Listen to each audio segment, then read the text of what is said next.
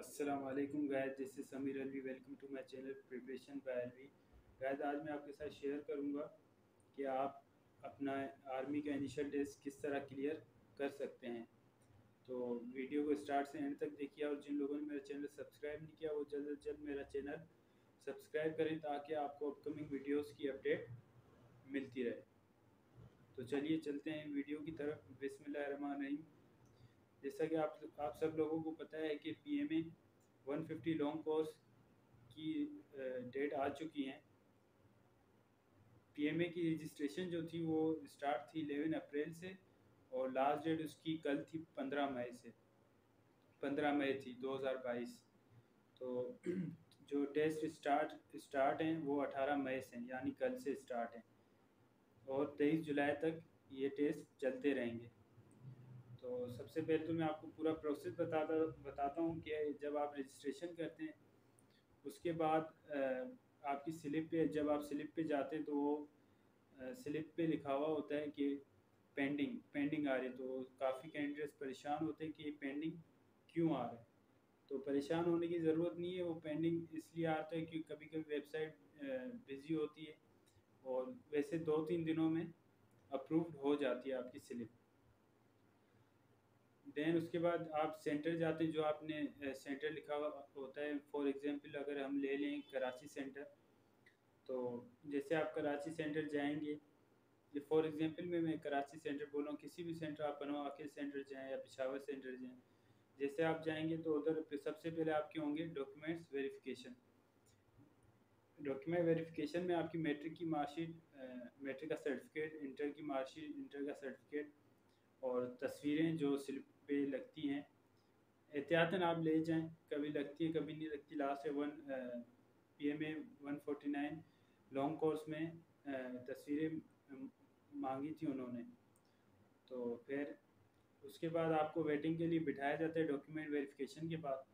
उसके बाद आपको उस एरिया में ले जाया जाता है जहाँ टेस्ट हो रहे होते हैं।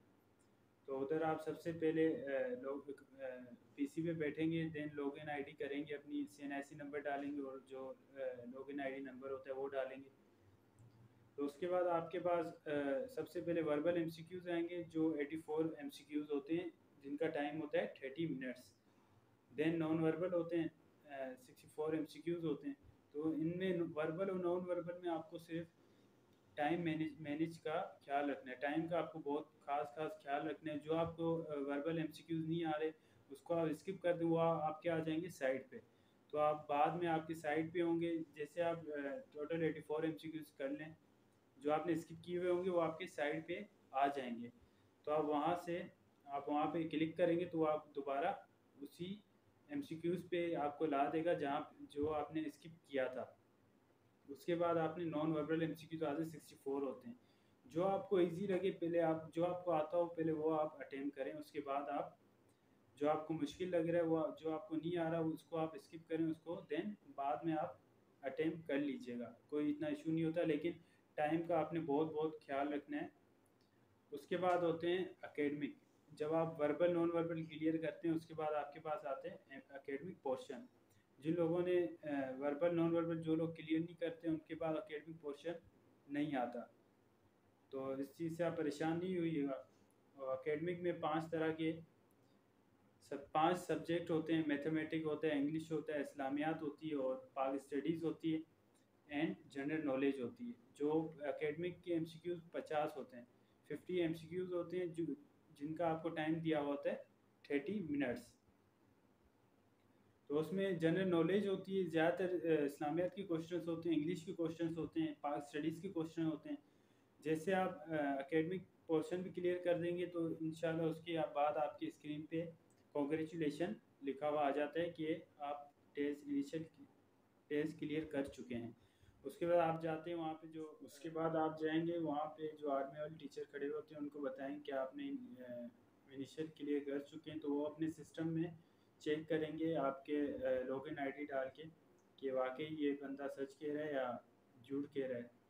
जैसे वो चेक करेंगे उसके बाद आप जैसे उसके बाद आपकी जो इंटर की मार्कशीट होगी उसके बैक साइड पे स्टैम्प लगाएंगे कि आपने इनिशियल क्लियर कर चुके हैं।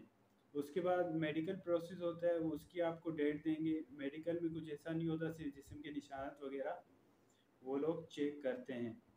उसके बाद फिज़िकल होता है, फिज़िकल के बाद इनिशियल इंटरव्यू होता है। इनिशियल इंटरव्यू बहुत इजी होता है, तो इतना टफ नहीं होता है। इनिशियल इंटरव्यू होता है, उसमें आपको ड्रेसिंग अच्छी करके जानी और टॉकिंग वे अच्छा रखना है, टॉकिंग पावर अच्छी रखनी है आपको। देन सबसे ज़्यादा आपको ध्यान देना है फर्स्ट ऑफ ऑल कि इनिशियल में टाइम को मैनेज करना है आपने। वर्बल नॉन वर्बल तो सबसे ज़्यादा आपका टाइम खर्च करता है, तो आपने ध्यान रखना है कि 84 MCQs होते हैं 30 मिनट्स में, तो आपने यही ध्यान रखना है कि आप इनको किस तरह मैनेज करें। 1 मिनट में आपको 3 MCQs करने हैं। अगर आपको आते होंगे तो आप फटाफट आप 2 मिनट 1 मिनट में आधे सेकंड में कर लेंगे, इतना इशू नहीं होगा। जो आपको नहीं आता वो आप स्किप करें, स्किप करके आप आगे बढ़ जाएं, नेक्स्ट पे कर दें। तो गाइस यही थी आज की वीडियो, तो मिलते हैं नेक्स्ट वीडियो के साथ। तब तक के लिए अल्लाह हाफ़िज़, अपना बहुत बहुत ख्याल रखिए।